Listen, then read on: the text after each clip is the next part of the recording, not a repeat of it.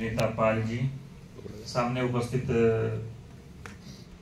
मान्यवर, और आज मुझे इस संगोष्ठी के माध्यम से अपने मित्रों से मिलने का भी अवसर मिला। गंगाधर साठे जी, शिवदत्त वावड़कर जी, हम सहपाठी रहे हैं इसलिए बोल रहा हूँ। साथ ही विभिन्न स्थानों से आए हुए मान्यवर, शोधार्थी, प्राध्यापक और मित्रों, समय बहुत हो चुका है। गजल के बाद लंबी बात हो चुकी है और सत्र का विषय तकनीक और कला पक्ष पर आधारित है। साथ ही समीक्षा भी जोड़ी गई है। तो मेरे सामने चुनौतियां हैं, सुनने वाले भी बहुत कम हैं, तो मैं अपनी बात संक्षेप में रखूंगा और जो मुझे कहना है बहुत थोड़े मैं कहूँगा। परिचय के लिए भी मैंने संक्षेप कहा था क्योंकि उतना बड़ा मेरा परिचय नहीं है, तो ऐसे में विस्तार से परिचय देने की आवश्यकता मुझे नहीं लगती है। जब सिनेमा को लेकर कल से यहाँ बात हो रही है और इसके पहले वाला एक सत्र मैंने सुना, तो प्रादेशिक सिनेमा को लेकर जो विचार विमर्श शुरू हुआ था मुझे बहुत ही अच्छा लगा। मैं बताना चाहता हूं कि वर्तमान जो दौर है, कला की दृष्टि से जब देखता हूं तो पाता हूं कि यह सिनेमा का दौर है। देश में ही नहीं बल्कि दुनिया को कला की दृष्टि से देखता हूं तो पाता हूं कि यह दौर सिनेमा का है और सिनेमा समाज को अत्यधिक प्रभावित कर रहा है। 1913 से लेकर वर्तमान समय तक आते आते लगभग 110 वर्षों के बाद जब हम सिनेमा को देख रहे हैं तो हिंदी सिनेमा में प्रदर्शित होने वाले सिनेमा की संख्या बहुत बड़ी है।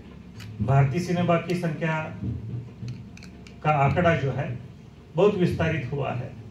अब जब हिंदी सिनेमा की बात करते हैं तो एक साल में इतने सिनेमा या फिल्में प्रदर्शित हो रही है कि एक व्यक्ति उन सबको नहीं देख पा सकता है या देखना उसके लिए संभव नहीं हो सकता है।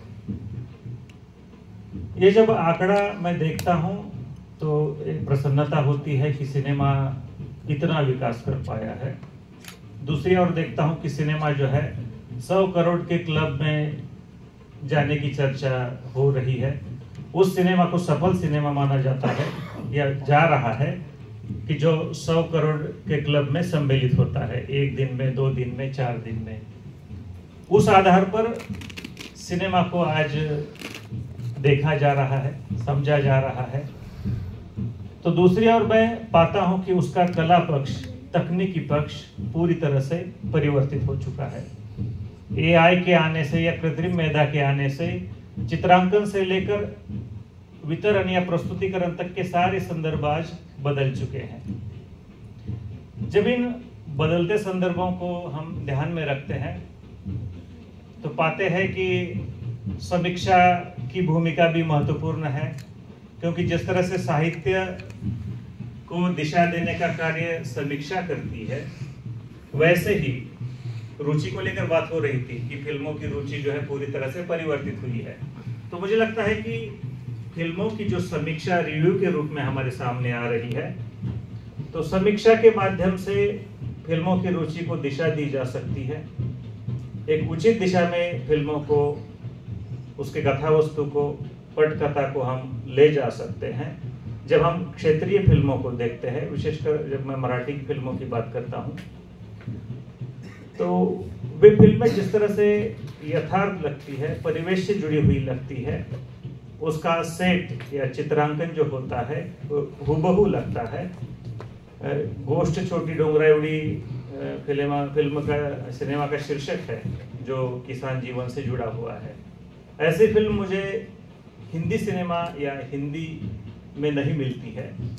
उसका कारण भी जो है ढूंढने की आवश्यकता मुझे लगती है। कला पक्ष की दृष्टि से जब हम बात करते हैं, वह विषय, वह संवेदना उतनी तीव्रता से मुझे यहाँ नहीं मिलती है। जब मैं देखता हूँ कि हमारा देश कृषि प्रधान देश है, मराठी में किसानों को लेकर फिल्में बन रही है, किसान आत्महत्या के संदर्भ रखे जा रहे हैं, लेकिन हिंदी में उस तरह से सशक्त फिल्म मुझे नहीं मिलती है, या वह संवेदना उतनी तीव्रता से हिंदी सिनेमा में, हिंदी फिल्मों में मुझे नहीं मिलती है। हाल ही में जो राम खाटमोड़ जी है, मराठी में फिल्म प्रदर्शित हुई है, जिसका शीर्षक है बीएससी एग्री पास नवरदेव, मराठी है, और हिंदी में जब हम इसको देखते हैं तो बीएससी पास दूल्हा, बीएससी एग्री पास दूल्हा, इस तरह से उसका अनुवाद हो सकता है। तो वर्तमान समय में जो किसान जीवन से जुड़ी हुई समस्या है कि किसान जो खेती युवा कर रहे हैं उनके साथ कोई लड़की विवाह करने के लिए तैयार नहीं है। यह संवेदना खाटमोड़ी जी ने बहुत ही मतलब सच्चाई के आधार पर, जिस तरह से हम मराठी फिल्म देखते हैं सैराट, तो उससे कहीं अधिक यथार्थ या समाज से जुड़ा हुआ वह सिनेमा मुझे लगता है। तो वे संवेदनाएं, वे जुड़ाव मुझे यहाँ व्यापक परिदृश्य पर नहीं मिलती है। जब मैं कथानक को देखता हूँ, कहानी को देखता हूँ या पटकथा को देखता हूँ, ये एक संदर्भ है। वैसे सिनेमा की तकनीक को जब हम देखते हैं तो कई सारे आधार है, निर्माता निर्देशक से लेकर वितरण तक की प्रक्रिया है, और 30 से अधिक मुझे लगता है कि आधार है जिसके माध्यम से यह फिल्म या बनती है, सिनेमा बनता है। कला पक्ष में भी कई सारे आधार है, कथा वस्तु से लेकर नृत्य, संगीत, गीत, ये सारे संदर्भ हमारे सामने आते हैं। लेकिन जब इस सारी कला और तकनीकी पक्ष को देखा जाता है तो वर्तमान समय में यह प्रादेशिक संवेदनाएं मुझे लगती है कि हिंदी सिनेमा को, भारतीय सिनेमा को दिशा दे सकती हैं। साथ ही जो वितरण की पद्धति में आमूलचूल परिवर्तन हुआ है, आने वाले समय में भाषा जो है सिनेमा के लिए मतलब एक आधार होगा। दर्शक अपनी भाषा में उस सिनेमा को देख सकेगा। अब जैसे फेसबुक लाइव के माध्यम से हो या यूट्यूब के माध्यम से हो, जब कोई प्रसारण किया जाता है तो नीचे उस भाषा के वाक्य शब्द आ जाते हैं। वैसे ही आने वाले समय में एआई के कारण मुझे लगता है कि फिल्म हिंदी में चल रही है, लेकिन नीचे जो पट्टिका है वह उसी भाषा में जो दर्शक देखना चाहता है उस भाषा में रहेगी। साथ ही जो वितरण है उसमें भी आमूलचूल परिवर्तन आएगा। ओटीटी प्लेटफॉर्म के माध्यम से हो या सिनेमाघरों में हो, जो दृश्य चित्रित किए गए हैं उसे दिखाते समय 3D से आगे भी हम बढ़ सकते हैं या बढ़ने वाले हैं। ये 3D जो इफेक्ट है तकनीक के क्षेत्र में मुझे लगता है कि आमूलचूल परिवर्तन है। सिनेमा को देखते समय ऐसा महसूस होता है कि घटनाएं हमारे सामने घटित हो रही है। आदि पुरुष फिल्म को मैं देख रहा था और चश्मा पहने हुए था, छोटी एक 8 साल की मेरी बेटी को भी ले गया था और वो फिल्म देख रही थी, तो बीच बीच में उसे लगता था कि वहां से एक तीर निकलेगा और इसे लगेगा क्या। उसने मुझे कई बार कहा कि पापा संभाल लो थोड़ा। ऐसा मतलब यह जो आमूलचूल परिवर्तन है आने वाले समय में तकनीक के क्षेत्र में हमें दिखाई दे रहा है, और निश्चित रूप से इससे भारतीय सिनेमा को एक विशिष्ट पहचान मिलेगी, एक दिशा मिलेगी, और जो दर्शक है वह अधिक उस कथा वस्तु से जुड़ पाएगा, क्योंकि फिल्मों का उद्देश्य मुझे लगता है कि केवल मनोरंजन नहीं है बल्कि बाहों का विरेचन के रूप में भी हमें फिल्मों को देखना चाहिए। जो हमारी भरत मुनि की नाट्यशास्त्र की परंपरा है, नाटक जिस उद्देश्य से खेला जाता है वह उद्देश्य भी फिल्मों में मुझे दिखाई देता है।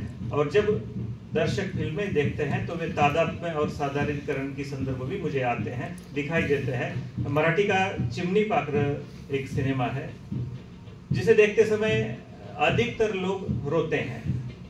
तो जब यह सुखद दुखद अनुभूति के माध्यम से रोने की प्रतिक्रिया होती है तो निश्चित रूप से व्यक्ति के भावों का विरेचन होता है, और दुख हो, पीड़ा हो, यह सारे नकारात्मक भाव मुझे लगता है कि उस आंसुओं में बह जाते हैं।